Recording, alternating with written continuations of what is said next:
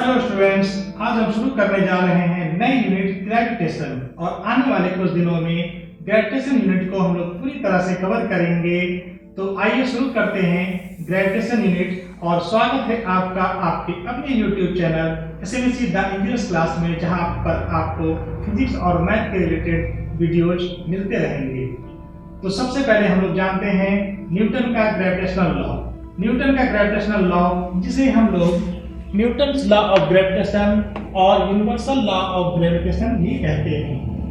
इसे universal law of gravitation इसलिए कहा जाता है क्योंकि इन ऑल यूनिवर्स, इस पूरे ब्रह्मांड में, इस पूरे यूनिवर्स में ये लॉ अप्लाइड होता है। तो क्या कहता है न्यूटन का ग्रेविटेशनल लॉ? न्यूटन का ग्रेविटेशनल लॉ कहता है कि अगर कोई दो ऑब्जेक्ट है जिसके पास में मास है, एवरी ऑब्जेक्ट हैविंग मास, ये हमेशा एक दूसरे को अट्रैक्ट करते हैं। First thing is every body having mass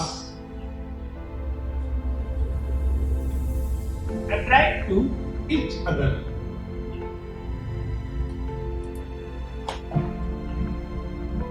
With a force,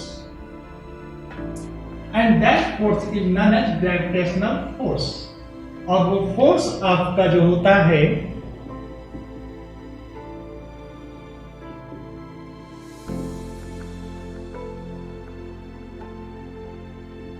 जिसे हम लोग एक जी से डिनोट करते हैं, वो डायरेक्टली प्रोपोर्शनल होता है ऑब्जेक्ट के मास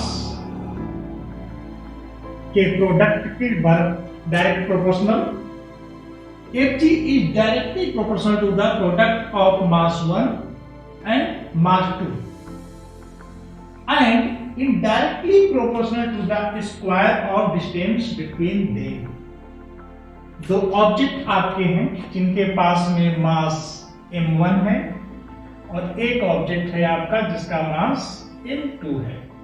ये दोनों एक दूसरे को अट्रैक्ट करेंगे एक ग्रेविटेशनल फोर्स से, जो कि इनके मास के प्रोडक्ट के डायरेक्टली प्रोपोर्शनल होगा एंड इनके बीच की डिस्टेंस, जिसे हम यहाँ पर r एज्यूम कर रहे हैं, फ्रॉम देयर सेंटर, उसके स्क्वायर के इनडायरेक्टली प्रोपोर्शनल होगा। That means r square. इस तरह से हम कह सकते हैं कि न्यूटन का जो ग्रेविटेशनल लॉ है वो इनवर्स स्क्वायर लॉ को फॉलो करता है। इनवर्स स्क्वायर लॉ को हम लोग डेडिकेट करते हैं 1/r²। जैसे जैसे आप दूरी को बढ़ाएंगे, इन ऑब्जेक्ट्स के बीच के डिस्टेंस को हम बढ़ाते जाते हैं, इंक्रीज करते जाते हैं, उसके स्क्वायर के इनवर्सली उसका ग्रेविटेशनल फोर्स, उनके बीच लगने वाला जो ग्रेविटेशनल फोर्स होता है वो कम होते जाता है। क्योंकि ये स्क्वायर बना रहा है, पॉलिटिकल का पावर 2 बना रहा है, तो ये आपका जो फोर्स आपका कम होगा डिस्टेंस के कंपैरिजन में, वो आपका ग्राफ बनाएगा एक कर्व। ये आपका ग्रेविटेशनल फोर्स और उनके बीच के सेपरेशन का ग्राफ है, जो कि इस प्रकार से प्लॉट होता है। तो न्यूटन आखिर इस नतीजे पर कैसे पहुंचे, उन्होंने कैसे कैलकुलेट किया कि gravitational law Fg is direct proportional to m1 into m2/r²। इसे समझने के लिए सबसे पहले हम इस यूनिवर्स की दुनिया में जाते हैं और देखते हैं कि ब्रह्मांड के सारे प्लैनेट जो सन के चारों ओर रिवॉल्व कर रहे हैं, उनके बीच लगने वाला फोर्स क्या था, उनके बीच के और सिस्टम्स क्या थे, जिसकी जानकारी हमें सबसे पहले कंप्लीटली पूरी तरह से जिन्होंने दी थी वो थे जॉन केपलर। और ये कंप्लीट इंफॉर्मेशन उन्होंने 1619 में प्रोवाइड कराई थी, जिसके अनुसार न्यूटन अपना ग्रेविटेशनल लॉ हम सबके सामने ला पाए। तो चलिए समझते हैं सबसे पहले हम लोग Kepler's law of planetary motion, जिसके अकॉर्डिंग एवरी प्लैनेट सन के अराउंड जो रिवॉल्व कर रहा है, ये लॉज एवरी प्लैनेट पर रेगुलेट करेगा। तो आइए जानते हैं केपलर्स का प्लैनेटरी मोशन के लॉज।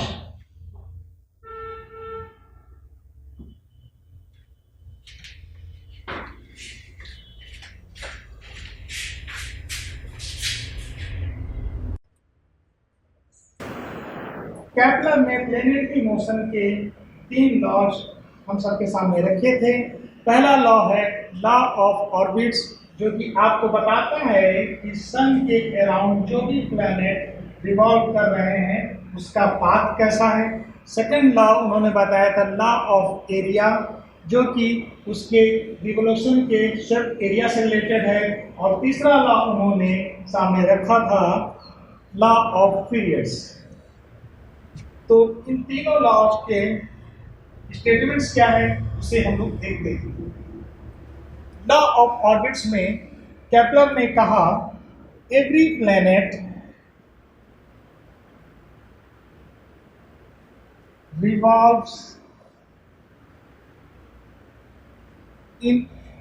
revolves around sun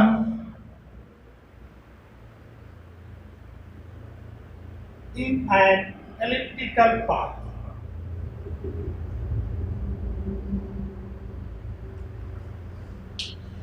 आप यहाँ फिगर में देख रहे हैं कि सन के around planet example our earth revolve कर रही है एक इलिप्टिकल पाथ में। इलिप्टिकल पाथ क्या होता है?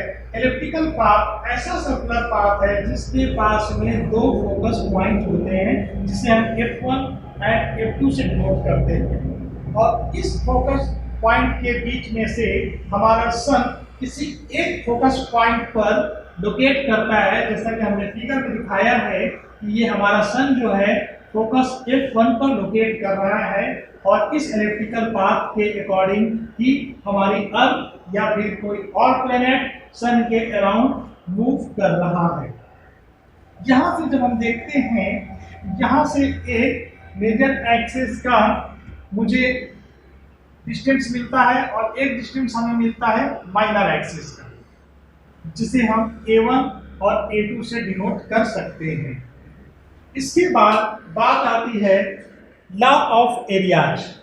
लॉ ऑफ एरियाज में केपलर ने हमें बताया कि हमारा अर्थ जो इस सन के अराउंड रिवॉल्व कर रहा है किसी एक निश्चित टाइम के लिए, for a definite period of time interval, अगर वो इस पोजीशन से इस पोजीशन तक आता है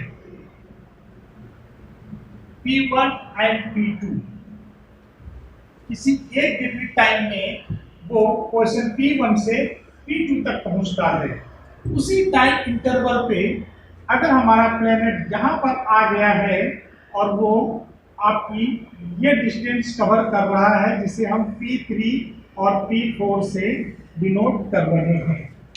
यहाँ हम लोग फिगरों में देख सकते हैं कि हमारा जो अर्थ है यहाँ पर डिस्टेंस कम कवर कर रहा है। ऐसा क्यों हो रहा है? क्योंकि सेंट्रीपेटल फोर्स जो यहाँ पर वर्क कर रहा है सेंटर की ओर ड्यू टू ग्रेविटी, ये ज्यादा डिस्टेंस होने के कारण यहाँ पर लीनियर वेलोसिटी कम हो रही है, क्योंकि डिस्टेंस बढ़ने से ग्रेविटेशनल फोर्स भी कम होता है। लेकिन जैसे ये इलिप्टिकल पाथ में जब सन के ज्यादा पास आ जाता है तो यहाँ पर ग्रेविटेशनल फोर्स बढ़ जाता है, क्योंकि यहाँ पर इनके बीच की सेपरेशन, प्लैनेट एंड सन के बीच की जो सेपरेशन है वो कम हो जाती है। और ग्रेविटेशनल फोर्स कम होने के कारण जो भी सेंट्रीपेटल फोर्स लग रहा था वो यहाँ पर कम था, लेकिन वही सेंट्रीपेटल फोर्स यहाँ पर ज्यादा था, जिसकी वजह से लीनियर वेलोसिटी में ज्यादा चेंज आता है।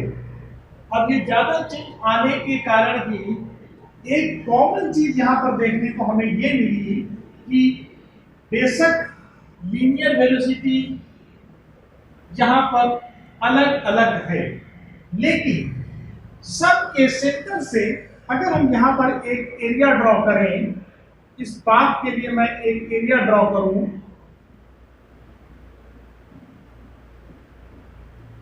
इस प्रकार, और वही काम मैं अगर मैं इस पोजीशन पर करता हूं और यहाँ का भी एरिया मैं कवर करता हूं, तो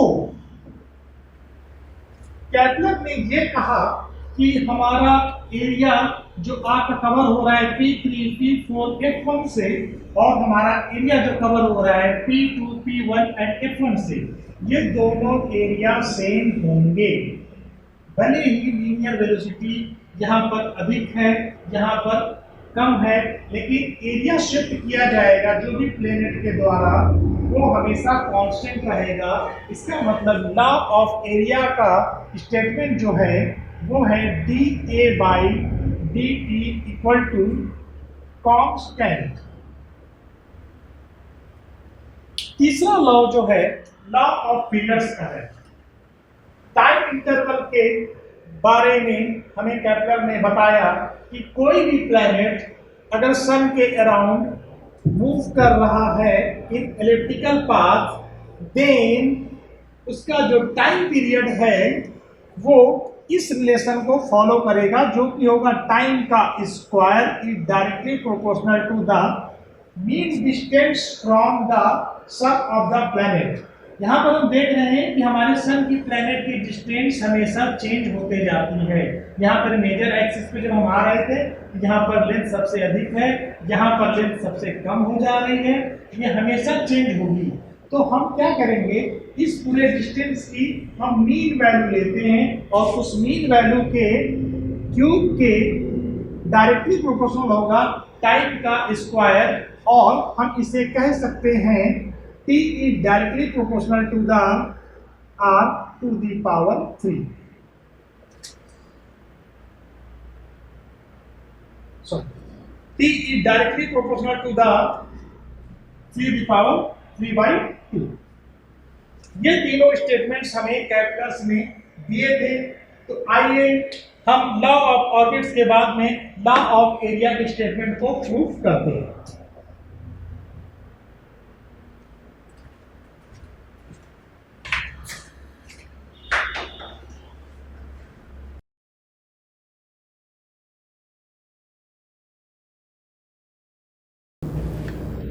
तो कैपलर के सेकंड लॉ में हमें बताया गया था कि कोई भी प्लैनेट जब सन के अराउंड रिवॉल्व करता है, जैसा कि आप इस फिगर में देख रहे हैं कि हमारा प्लैनेट अगर सन के अराउंड रिवॉल्व कर रहा है, तो किसी निश्चित दिए गए टाइम पर कोई एक टाइम पीरियड जो कि आपका कैपिटल T है, उस दौरान वो P1 से P2 पोजीशन तक लीनियर डिस्टेंस कवर करता है, जो कि लीनियर डिस्टेंस हमारी L1 से मैंने यहाँ डिनोट किया है।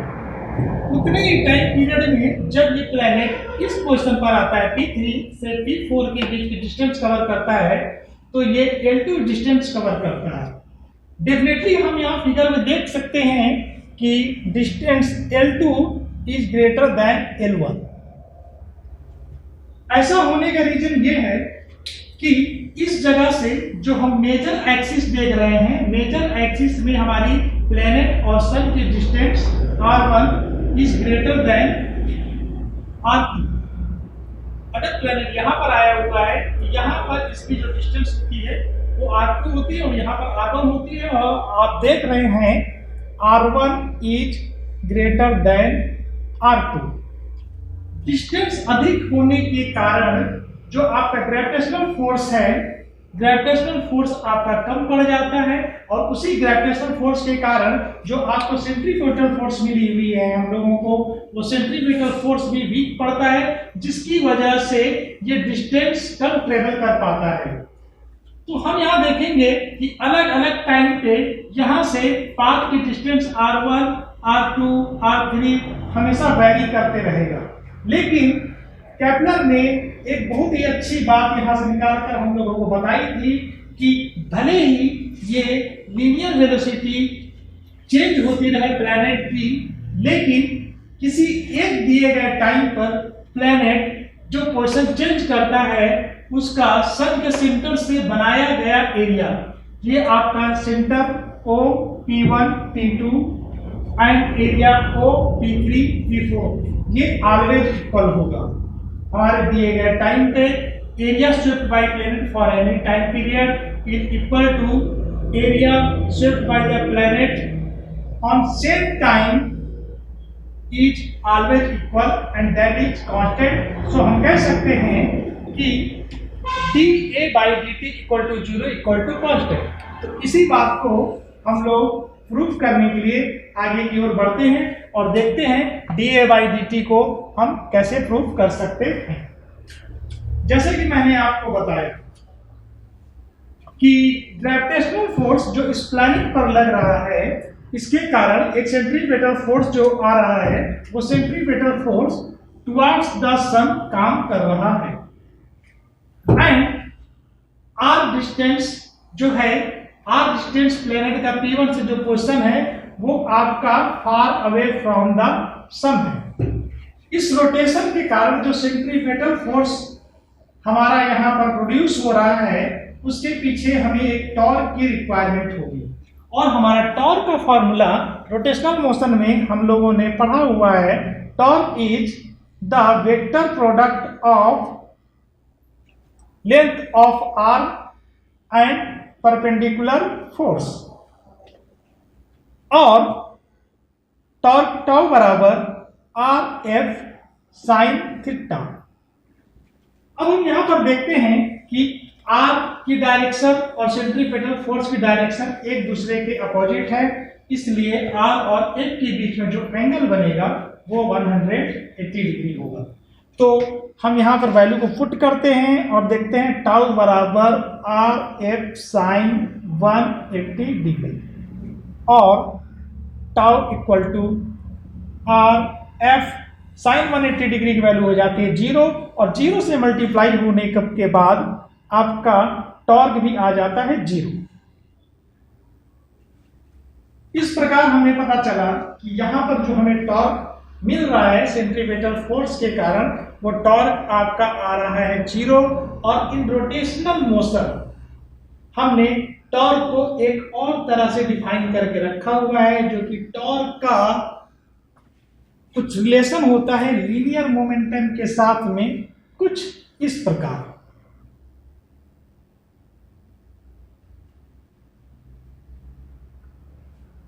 Torque is equal to the rate of change of angular momentum। अब इसे हम लोग आगे बढ़ करके देखते हैं। ये इक्वेशन जो आपको मिल रहे हैं, मैं अनदर वीडियो में इसका डिटेल बना के दूंगा, जो कि आप लोग पहले इसके पहले वाले चैप्टर में रोटेशनल मोशन में ये सब रिलेशन हमें पढ़ने होते हैं और इनकी भी वीडियो आपको मैं बनाकर दूंगा, जिसकी लिंक आपको इस वीडियो के डिस्क्रिप्शन में मिल जाएगी। अब dl हमारा यहाँ पर जो है वो है हमारा एंगुलर मोमेंटम, जो कि बराबर होता है L equal to 2m dA by dt के। जैसा कि हमें पता है टॉर्क की वैल्यू हमें यहाँ पर 0 प्राप्त हुई है, तो हम इक्वेशन नंबर 1 पर टॉर्क बराबर 0 रखते हैं dl by dt and 0 equal to, और dl की जगह पर अगर मैं l की वैल्यू यहां पर आके इसे रखता हूं तो हमें प्राप्त होता है 2m d square a by dt square. अब इस इक्वेशन को हम यहां पर देखते हैं तो हमें देखने को मिल रहा है कि आपका एरिया स्वेप्ट जो है वो कुछ इस प्रकार है d2m dA by dt by dt and ये वैल्यू जो आपकी निकल करके आएगी, यहां से हमें ये पता चलेगा dA by dt equals 0 that is constant. Rate of change of area swept is always constant, which proves Kepler's second law. अब केपलर सेकंड लॉ को प्रूव करने के बाद में हम आगे की ओर बढ़ते हैं केपलर के तीसरे नियम की ओर, जो कि है लॉ ऑफ पीरियड। तो हम आके देखते हैं केपलर का लॉ ऑफ पीरियड क्या कहता है। तो चलिए Kepler's third law, law of periods.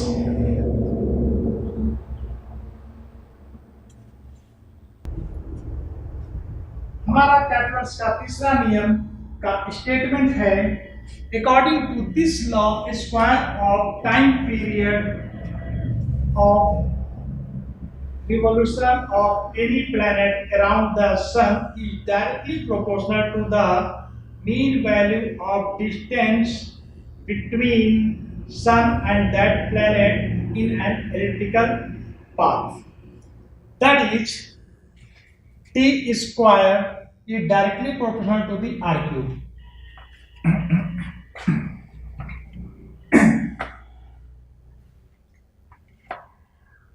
तो कैलकुलस का तीसरा लॉ जो कि रिलेट करता है time period of revolution of any planet around the sun, और इस लॉ का स्टेटमेंट है that is square of time period of revolution of any planet around the sun is directly proportional to the cube of mean value of the distance between the sun and that planet in an elliptical path. That is, t square is directly proportional to the r cube. और इसे हम लोग इस प्रकार से भी लिख सकते हैं, time period t square equal to where k is a constant k r cube. तो इस वैल्यू के अकॉर्डिंग ही न्यूटन ने अपना ग्रेविटेशनल लॉ को फॉर्म किया था। तो आइए हम जानते हैं कि न्यूटन ने अपना ग्रेविटेशनल लॉ कैसे फॉर्म किया।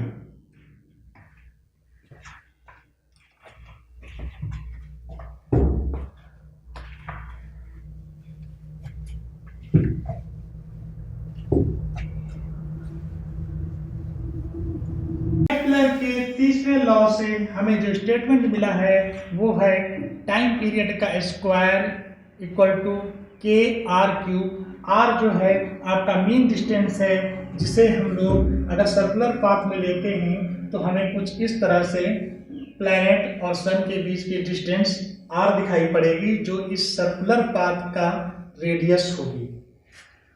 इलेक्ट्रिकल पाथ की मीन वैल्यू को लेकर के हमने एक सर्कुलर पाथ को ड्रॉ किया है जिसकी रेडियस r है, और यही हमारे सन और प्लैनेट के बीच की डिस्टेंस है। इस अकॉर्डिंग हम देख रहे हैं कि हमारा जो प्लैनेट है इस पाथ पर रोटेट कर रहा है, रिवॉल्व कर रहा है अराउंड द सन, एंड अगर ऐसा होता है तो ड्यू टू ग्रेविटेशनल फोर्स, एक फोर्स ग्रेविटेशन का है जो कि टुवर्ड्स द सन प्लैनेट पर लग रहा है, और जिसकी वजह से एक सेंट्रीपेटल फोर्स हमें मिलता है, और वो सेंट्रीपेटल फोर्स ही हेल्प करता है इसे सर्कुलर पाथ पर रिवॉल्व करने के लिए। और वो सेंट्रीपेटल फोर्स का जो डायरेक्शन है वो टुवर्ड्स द सन है। यहाँ पर सेंट्रीपेटल फोर्स जो एक्टिव हुआ है वो टुवर्ड्स द सन है। तो सेंट्रीपेटल फोर्स जो हमारे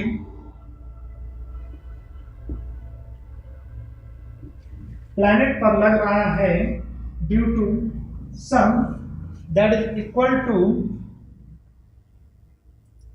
mr omega square. Circular motion में हमने ये चीज पढ़ी हुई है, सेंट्रीपेटल का जो फोर्स है, जहां पर आपका ये m है, m मास है इस प्लैनेट का, radius that is r, and omega, omega is angular velocity, angular velocity के स्क्वायर के और रेडियस के और मास के, इन तीनों के प्रोडक्ट के बराबर होता है हमारा सेंट्रीपेटल फोर्स। अब यहाँ पर हम आगे बढ़ते हैं और इसके फॉर्म को और चेंज करते हैं। तो एंगुलर वेलोसिटी हमें पता है कि एंगुलर वेलोसिटी कहते हैं change in angle per unit time, जो कि हमारा हो जाएगा एक रोटेशन में। अगर आपने पूरा एंगल आप देखते हैं, अगर ये पूरा एक राउंड लगाता है एक बार रिवॉल्व करने में, तो पूरा एंगल होगा 2 पाई। सो यहाँ पर टोटल जो एंगल का डिस्प्लेसमेंट हो रहा है वो होगा 2 पाई, और उसका रेट बाई टाइम, और हमारे यहाँ पर सामने स्क्वायर। यहाँ से हमें मिला mr 4 pi square by T square. इसके बाद हम क्या करते हैं, ये टी स्क्वायर की वैल्यू हम कैपलर्स लॉ से पुट करते हैं, जो कि तीसरे लॉ में कैपलर ने हमें बताया T square equal to K R cube, where K is a constant. M R 4 pi square and T square की जगह पे हमने रखा के आर क्यू। इस आर से ये कैंसिल हो गया और हमें यहाँ पर मिला 4 पाई स्क्वायर बाई के एम बाई आर स्क्वायर। ये सेंट्रीपेटल फोर्स जो टुवर्ड्स द सन एक्टिव है, ये कुछ कहता है। यहां पर हम देख रहे हैं k is a constant 4 pi square, that is also a constant value, and m is the mass of the planet. कोई भी प्लैनेट हो उसका मास m होगा, मास वेरी करेगा। अगर कोई दूसरा प्लैनेट है उसका मास कुछ और होगा, डिस्टेंस उसकी सन से कुछ और होगी। ये दोनों वैल्यू आपके वेरी करेंगे, लेकिन ये पार्ट जो है ये आपका कांस्टेंट है। तो यहाँ पर एक बात क्लियर होकर के आ रही है कि अगर ये सेंट्रीपेटल फोर्स डायरेक्टली प्रोपोर्शनल हो रहा है m बाई आर स्क्वायर,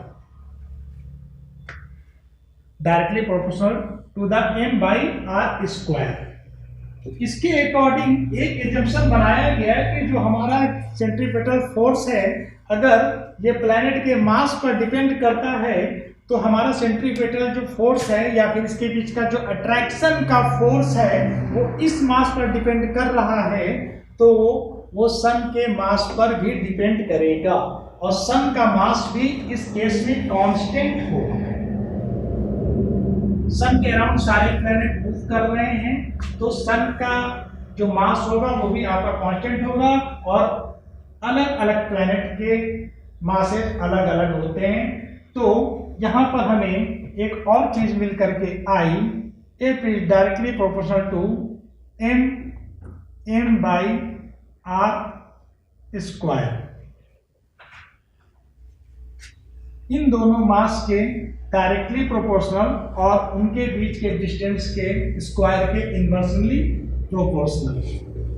अब यहाँ पर जो हमें वैल्यू मिली हुई थी, ये वाली जो कांस्टेंट वैल्यू थी, इसकी वैल्यू काफी बाद में कैलकुलेट करके जब निकाली गई, इसे कांस्टेंट फॉर्म दिया गया और वो वैल्यू हमारी बनी जा करके F इक्वल टू, वो कांस्टेंट टर्म हमारा बना जा करके G M by R square, where G is a gravitational constant and इसकी वैल्यू होती है g बराबर 6.67 इंटू 10 टू द पावर -11।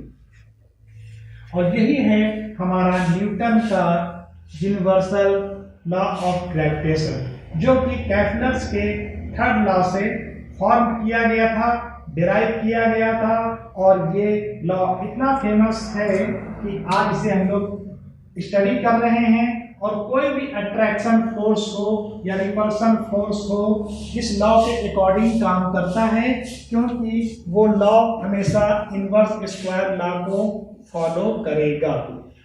तो हमने ग्रेविटेशन के लॉ जाने, न्यूटन का ग्रेविटेशनल लॉ जाना, कैपलर्स के प्लैनेटरी मोशन के लॉ जाने, और कैपलर्स के प्लैनेटरी मोशन के लॉ से हमने न्यूटन के द्वारा पाए गए ग्रेविटेशनल लॉ को निकालने का तरीका भी जाना, और हम सबके सामने ग्रेविटेशन लॉ आ गया है। तो ग्रेविटेशन से रिलेटेड आगे और भी वीडियो जाएंगे, और इस पूरी यूनिट को आने वाले कुछ दिनों में हम बहुत जल्दी कवर करेंगे। तो अपनी स्टडी को जारी रखिए, बरकरार रखिए, और हमारे YouTube चैनल पर बने रहिए।